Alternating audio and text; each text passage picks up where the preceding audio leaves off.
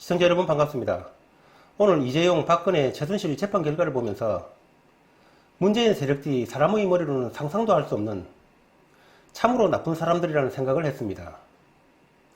이재용, 박근혜, 최순실 재판이 모두 파기환송 처리가 됐습니다. 한마디로 끝까지 자기 손에 떡은 안 놓겠다는 얘기지요.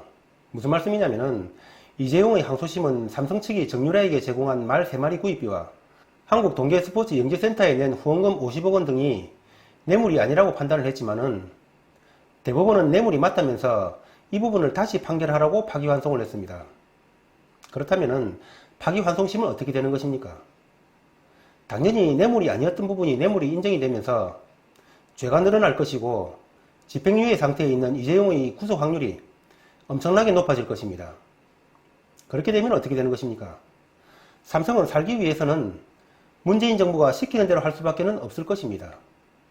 대북 투자를 하라면 대북 투자를 해야 될 것이고 중국 기업과 기술 협력을 하라면 해야 될 것입니다. 아닌 말로 정치 자금을 내라면 내야 되겠지요. 문재인 정부의 말을 거역하는 순간 이제 중형이 기다리는 것 아니겠습니까? 차라리 대한민국을 삶아 먹으세요.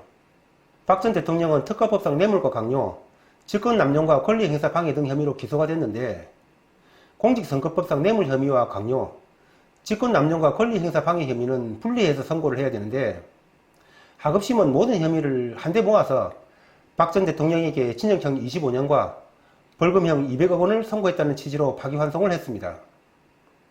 아니, 공직선거법상 분리 선고해야 되는 것은 판결을 주 업으로 하는 전문가인 판사가 아니라 법원의 구급 공무원들만 해도 알만한 그런 얘기들을 고등법원에서 판사들이 모여 앉아가지고 그러는 것도 모르고 2심 선고를 해가지고 대법원에서 파기환송을 하도록 만듭니까? 그런 것은 기초적인 얘기들 아닙니까? 자, 그렇다면은 이런 부분들도 마찬가지입니다.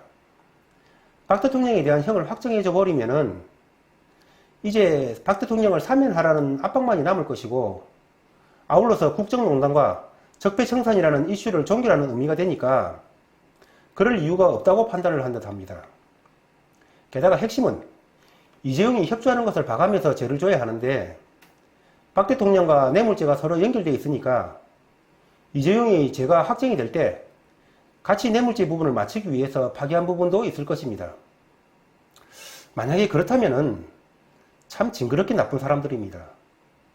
죄 없는 사람을 대통령 자리에서 끌어내려가지고 33년형을 때린 것도 모자라서 정치적으로 이리 이용하고 저리 이용하고 차라리 뼈까지 고아서 잡수세요. 정말 진저리가 나는 사람들입니다. 대한민국이 경제, 외교, 안보 전부 엉망진창입니다.